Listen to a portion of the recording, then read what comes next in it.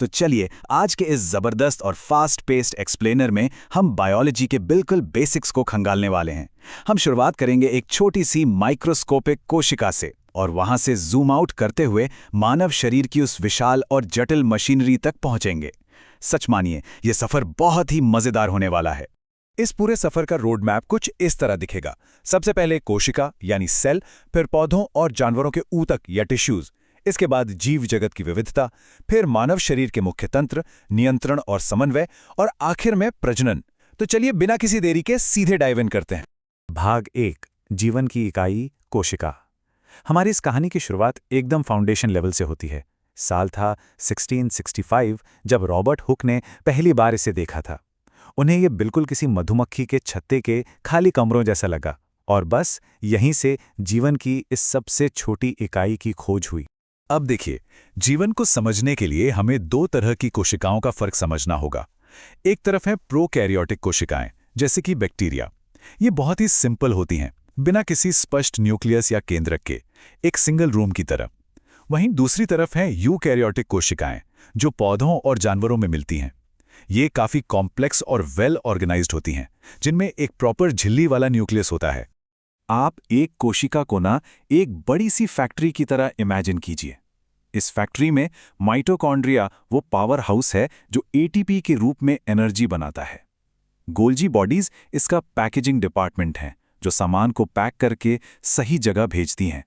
और हाँ, लाइसोसोम वो इसके क्लीन अप क्रू या सुसाइड बैग्स हैं, जो किसी भी कचरे को साफ कर देते हैं। कमाल का सिस्टम है ना। भाग 2, ऊतक यानी टिश्यूज, पौधे और जंतु।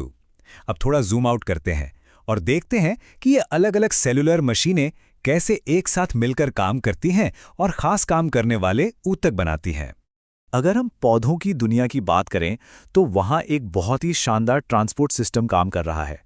इसमें जाइलम एक ऐसी वाटर पाइपलाइन है जो पानी को सिर्फ एक ही दिशा में यानी जड़ों से ऊपर की तरफ ले जाती है, जबकि फ्लोएम उनका two way food delivery network है जो खाने को ऊपर और नीचे दोनों तरफ पहुंचाता है। जानवरों के शरीर की बात करें तो ऊतकों को उनके काम के हिसाब से बड़ी खूबसूरती से डिजाइन किया गया है। एपिथेलियल ऊतक बाहरी सुरक्षा देते हैं, मस्कुलर ऊतक मूवमेंट में मदद करते हैं, कनेक्टिव टिश्यू जैसे कि हमारा खून और हड्डियां शरीर को जोड़ कर रखते हैं, और नर्वस ऊतक तेज इलेक्ट्रिकल सिग्नल्स भेजने का काम करते हैं। भाग 3, जीव जगत में विविधता। अब अगर हम अपनी नज़र और भी चौड़ी करें तो हमें धरती पर मौजूद जीवों की एक हैरान कर देने वाली विविधता दिखाई देती है। इसे कोशिकाओं की बनावट के आधार पर बहुत ही बेहतरीन तरीके से कैटेगराइज किया गया है। इस क्लासिफिकेशन में 5 प्रमुख जगत यानी किंगडम शामिल हैं। ये शुरुआत करता है मोनेरा जैसे सिंगल सेल वाले प्रोकैरियोटिक जीवों से, और फिर प्रोटिस्टा और फंगी से होते हुए प्लांटी और एनिमेलिया तक जाता है। एनिमेलिया यानी वो जटिल जीव जिनकी कोशिकाओं में सेल वॉल नहीं होती। अब यहाँ एक बहुत ही दिलचस्प फैक्ट है जो अक्सर एग्जाम्स में भी टकरा जाता है। पौधों से अलग फंगी की सेल वॉल एक खास तरह की कॉम्प्लेक्स शुगर से बनी होती है, जिसे काइटिन कहते हैं। और पता है, यही काइटिन कीड़े मकोड़ों के बाहरी कठोर कवच में भी होता है। ये इवोल्यूशनरी कनेक्शन सच में कमाल का है। भाग 4, मानव शरीर के मुख्य तंत्र। चलिए अब अपना पूरा फोकस प्रकृति की सबसे जटिल मशीन पर डालते हैं, हमारा अपना मानव शरीर और इसके आपस में जुड़े हुए वो बड़े बड़े सिस्टम्स। हमारे खाने के पचने का जो सफर है ना, वो एकदम स्टेप बाय स्टेप चलता है। मुंह में लार एमाइलेज के साथ कार्बोहाइड्रेट्स टूटना शुरू होते हैं, फिर पेट में उन्हें कड़क हाइड्रोक्लोरिक एसिड और पेप्सिन का सामना करना पड़ता है। इसके बाद छोटी आंत में पित्त की मदद से सारे न्यूट्रिएंट्स सोख लिए जाते हैं, और आखिर में बड़ी आंत बस पानी को एब्जॉर्ब करने का काम करती है। अब जरा इस नंबर पे गौर कीजिए, 7.5 मीटर। जी हाँ, हमारी छोटी आंत वाकई इतनी लंबी होती है। इसके अंदर छोटे छोटे उंगलियों जैसे उभार होते हैं जिन्हें विली कहते हैं। ये विली सरफेस एरिया को इतना बढ़ा देते हैं कि खाने से हर एक जरूरी न्यूट्रिएंट को अच्छी तरह से सोखा जा सके। हमारा सर्कुलेटरी सिस्टम 2400 घंटे चलने वाला एक ट्रांसपोर्ट नेटवर्क है। नॉर्मली धमनियां यानी आर्टरीज ऑक्सीजन वाले साफ खून को दिल से दूर ले जाती हैं, और शिराएं यानी वेन्स बिना ऑक्सीजन वाले खून को वापस लाती हैं। लेकिन ध्यान रखिएगा, पल्मोनरी धमनी और पल्मोनरी शिरा ये दोनों इस नॉर्मल रूल से बिल्कुल उल्टा काम करती हैं। 120/80 ये नंबर हमारे बिना रुके धड़कने वाले दिल की कहानी बताता है। 120 वो सिस्टोलिक प्रेशर है जब दिल जोर से सिकुड़कर खून पंप करता है, और 80 वो डायस्टोलिक प्रेशर है जब वो रिलैक्स करता है। यही बैलेंस हमारे ब्लड प्रेशर को एकदम परफेक्ट बनाए रखता है। शरीर से वेस्ट या कचरे को बाहर निकालने के लिए हमारी किडनियां लाखों छोटे छोटे फिल्टर्स पर निर्भर करती हैं।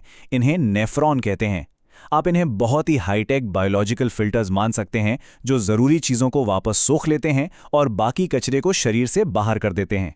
भाग 5, नियंत्रण और समन्वय। अब देखिए, जब शरीर में इतने सारे सिस्टम्स एक साथ चल रहे हों, तो इस पूरे क्योस को कंट्रोल करने के लिए एक सेंट्रल कमांड तो चाहिए ही ना, जो इलेक्ट्रिकल सिग्नल्स और केमिकल मैसेंजर्स दोनों का इस्तेमाल करे। हमारा दिमाग एक ऑर्केस्ट्रा कंडक्टर की तरह काम करता है। इसमें हाइपोथैलेमस, नर्वस सिस्टम और हार्मोन बनाने वाली पिट्यूटरी ग्रंथि के बीच एक पुल का काम करता है। मेड्यूला हमारी अनैच्छिक क्रियाओं को संभालता है, और एड्रीनल ग्रंथि खतरे के समय फाइट और फ्लाइट यानी लड़ो या भागो वाले हार्मोन्स रिलीज करती है। दिमाग और नर्वस सिस्टम के बिना भी पौधे बहुत ही जबरदस्त कोऑर्डिनेशन दिखाते हैं। उनके पास नेस्टिक गतियां होती हैं जो दिशा पर निर्भर नहीं करती, जैसे कि छुई मुई के पौधे का छूते ही सिकुड़ जाना। दूसरी तरफ होती हैं ट्रोपिक गतियां, जहां पौधे अपने अंदर के हार्मोन्स का इस्तेमाल करके सूरज की रोशनी की तरफ बढ़ते हैं। भाग 6, प्रजनन और निरंतरता। चलिए आखिर में उन बायोलॉजिकल मैकेनिज्म्स पर नजर डालते हैं जो ये तय करते हैं कि कोई भी प्रजाति सिर्फ सर्वाइव ही ना करे, बल्कि पीढ़ी दर पीढ़ी इवॉल्व भी होती रहे। अलैंगिक प्रजनन यानी एसेक्सुअल रिप्रोडक्शन बिल्कुल सेम टू सेम क्लोन बनाने का एक बहुत ही फास्ट और एफिशिएंट तरीका है, लेकिन लैंगिक या सेक्सुअल रिप्रोडक्शन बहुत ज़रूरी है, क्योंकि ये वो जेनेटिक वेरिएशन या आनुवांशिक विविधता लाता है जो किसी भी प्रजाति के लंबे समय तक सर्वाइव करने और इवॉल्व होने के लिए सबसे अहम है। तो एक सिंगल सेल की उस माइक्रोस्कोपिक परफेक्शन से लेकर मानव शरीर के इन विशाल और एक साथ काम करने वाले सिस्टम्स तक, आपको बायोलॉजी का कौन सा अजूबा सबसे ज्यादा हैरान करता है? इस एक्सप्लेनर ने यकीनन हमारे शरीर को देखने का नजरिया थोड़ा तो बदला ही होगा। ऐसे ही नई चीजें एक्सप्लोर करते रहिए।